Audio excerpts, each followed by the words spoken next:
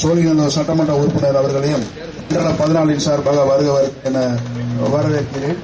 மற்றும் இங்கு மனுக்களை அளிக்க வந்துள்ள ரெசிடென்ஸ் வெல்ஃபேர் அசோசியேஷனும் மற்றும் குடிமக்கள் அனைவரையும் மண்டலம் 14 சார்பாக வருக என வரவேற்கிறேன். தற்போது மதிப்பிற்குரிய சோழிங்கநல்லூர் சட்டமன்ற உறுப்பினர்கள் உரையாற்றுவார்கள்.